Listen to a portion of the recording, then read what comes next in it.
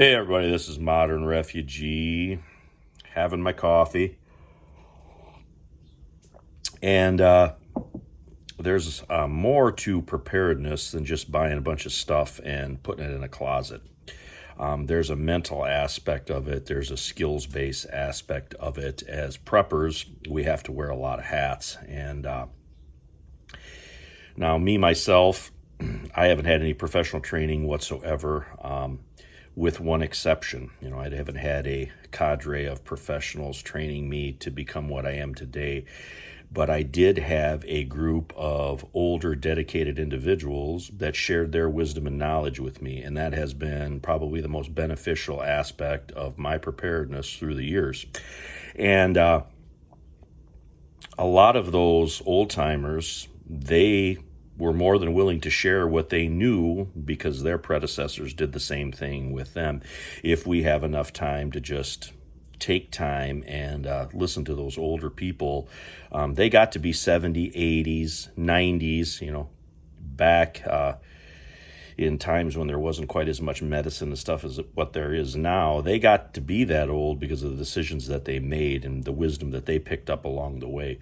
So there's no reason why we can't benefit from that wisdom today. Now, when it comes to preparedness, there's a lot of skills. You're a medic, you're a gardener, you're a procurement person, you're into logistics, communications, security, intel. That's a big one. Intel is more than just watching the news, because what's going on the other side of the world might be important eventually, but the stuff that's going on in your local area, so having that local intel network, and all that has to do with perseverance on your part. You have to constantly be striving for improvement, striving to better yourself, striving to better your situation. But it takes time. So, the best time to start is right now and start working on those things.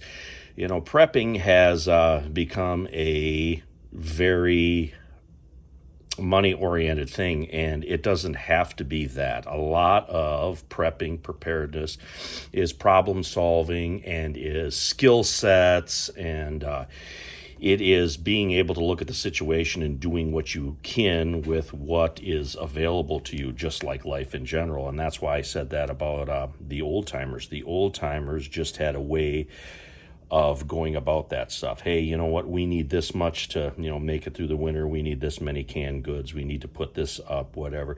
They always had just enough to get them through to the next time. They didn't have 10 years worth of stuff. They had 6 months worth of stuff because that's what they could wrap their hands around. When it comes to preparedness, you hear a lot of terms. You hear a lot of terms on, prepping videos and stuff. The big one is have a community. And having a community has become sort of a cliche in the prepping world. But a community is built of individuals, and a successful community is built of successful individuals.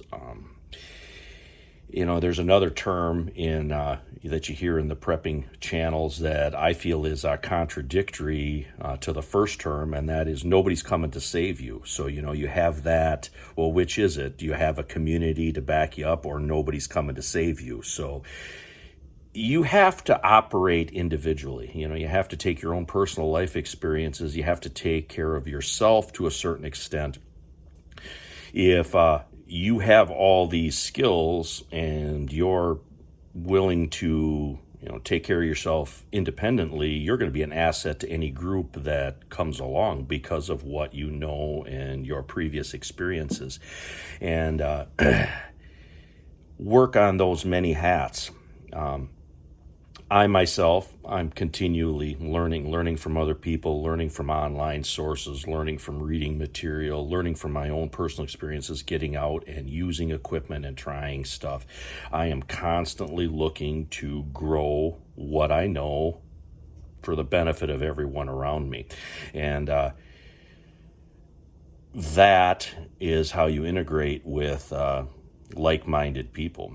Like-minded people are going to be basically, I don't want to say attracted, but they're going to be drawn to one another. So when you start talking about certain things or doing certain things, other people are going to be, hey, you know what, that guy knows what he's talking about, or that gal, she's got a real handle on that right there.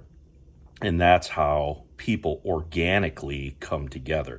It's not like putting an ad out in the paper. And skills, like I said, skills take time. Skills take practice, and you have to put in that dirt time to learn those skills. And when I say dirt time, it's not just, out in a wilderness survival scenario. It's the actual time to practice different things. It's as far as the intel gathering, it's taking drives around, seeing where resources are, talking to people, picking up information, picking up what they know, kind of reading the room, so to speak, in the preparedness world. And just wanted to have a little conversation here with you guys on these topics. A lot of preparedness is mindset. So even if you don't have the financial resources to go about things and buy a bunch of stuff, that mental aspect is what gets people through bad situations time and time again. That's why I'm standing here talking to you, is because I've made it through some bad situations and I continue to move forward. But anyway, this is Modern Refugee. Appreciate all my subscribers out there. Hope you guys always get a little information, some things to think about out of my videos. As always, just learning from each other. Anyway, you guys have a good one.